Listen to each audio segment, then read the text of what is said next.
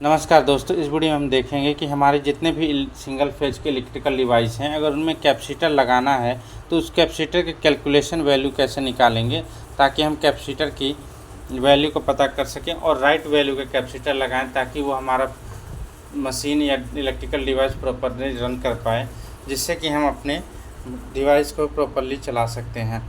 तो चलिए देखते हैं कि किसी भी इलेक्ट्रिकल डिवाइस में अगर कैपेसिटर हमें नहीं पता है कि पहले कितना लगा रहा था और अभी अगर हमें कैपेसिटर की वैल्यू निकालनी है तो उसके कैलकुलेशन कैसे करेंगे, हम उसकी वैल्यू कैसे निकालेंगे, कितने वैल्यू का कैपेसिटर, कितने माइक्रोफैराड का कैपेसिटर लगाना है, तो उस बारे में हम बात करते हैं।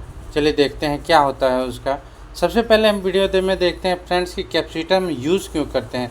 तो बेसिकली फ्रेंड्स, अगर जैसे हम एग्जांपल लें पंखे का, कैपेसिटर यूज़ करते हैं दो कारणों से। एक तो इलेक्ट्रिकल एनर्जी को स्टोर करता है ताकि पहले जो करंट आती है उसको एनर्जी को स्टोर करता है, फिर इसके बाद उसको आगे को भेजता है कि अगर लाइट में फ्लक्चुएसन भी होती है तो वो स्टोर किए हुए एनर्जी को आगे पहुंचाता है, जिससे हमारा इलेक्ट्रिकल डिवाइस जो होता है सेफली वर्क कर पाता है। तो बेसिकली फर्स्ट पार्ट तो ये हो गया फ्रेंड्स कि इलेक्ट्रिकल एनर्जी को स्टोर करता है।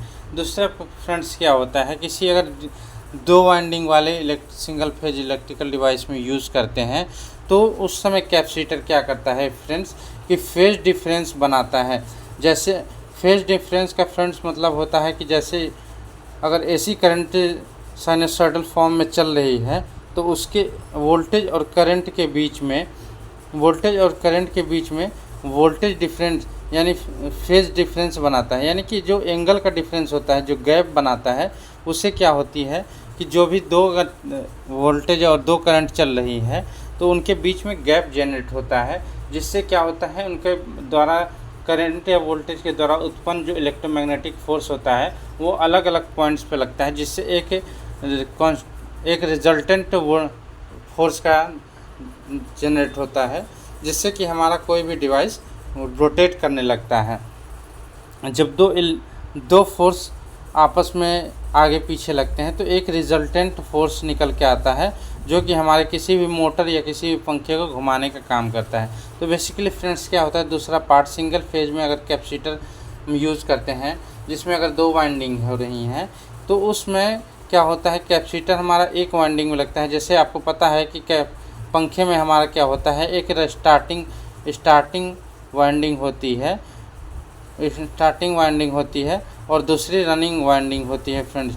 तो हमारा जो फैन में कैपेसिटर हम एक वाइंडिंग में लगा देते हैं और दूसरे वाइंडिंग में हम डायरेक्ट सप्लाई देते हैं। तो इससे क्या होता है कि दोनों वाइंडिंग्स के बीच में एक फेज डिफरेंस जनरेट होता है।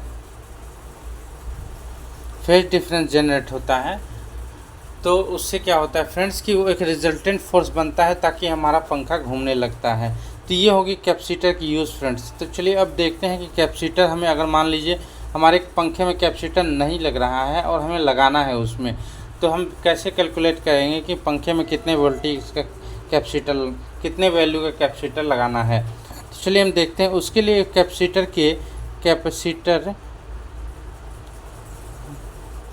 के लिए वैल्यू जो निकालने के लिए फ्रेंड्स फार्मूला होता है वो होता है,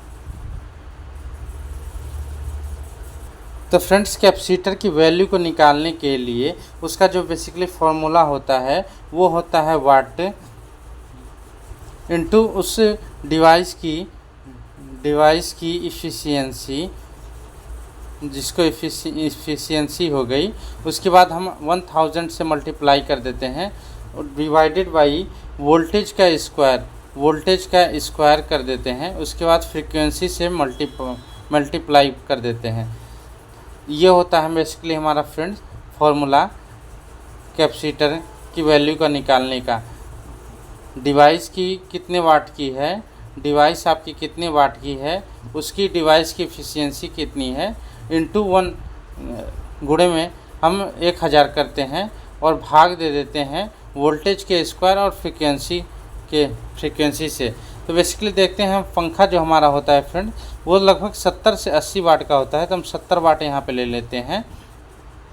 और कोई भी हमारा इलेक्ट्रिकल जो होता है डिवाइस फ्रेंड्स, उसकी मोटा मोटी एफिशिएंसी जो होती है, कोई भी इलेक्ट्रिकल डिवाइस जो होता है हमारा फ्रेंड्स, उसकी इफ़िशियंसी ऑलमोस्ट 80% के अप्रोक्स होती है, 80 के अप्रोक्स होती है। कुछ केस में जैसे हमारा ट्रांसफार्मर है, उसका हमारा इफ़िशियंसी 96% तक होती है। बाकी सारे हमारे जितने भी डिवाइसेस हैं उनमें लॉसेज होने के कारण उनकी इफ़िशियंसी कम हो जाती है, 50 से लेकर के 90-95 तक होती है। नॉर्मली पंखे की इफ़िशियंसी 70% होती है, तो हम यहाँ 70 से 80% होती है, तो इससे यहाँ पे हम 80% ले लेते हैं, इंटू 1000 कर देते हैं, डिवाइडेड बाय वोल्टेज क्या होता है। हमारे जो घर में वोल्टेज आता है फ्रेंड्स, आपको पता है वो 220 वोल्ट आता है, नॉर्मली 220 वोल्ट आता है। तो 220 इंटू 220 कर देंगे हम, गुणे फ्रीक्वेंसी जो हमारे घरों में आती है फ्रेंड्स, आपको पता होगा ये 50 हर्ट्ज़ की आती है, 50 हर्ट्ज़ की। तो यहाँ 50 से मल्टीप्लाई कर देंगे, ये इसको हम कैलकुलेशन कर लेते हैं, देखते हैं कितना आता है। 70 इंटू 80 22 इंटू 5 हो जाएगा फ्रेंड्स 110 ये आपका 560 हो जाएगा, इंटू 22 इंटू 11। ये फ्रेंड्स इसका जब हम कैलकुलेशन करेंगे तो लगभग ये 2.3 के अप्रोक्स आएगा, जो कि हमारा माइक्रो फैराड में होगा।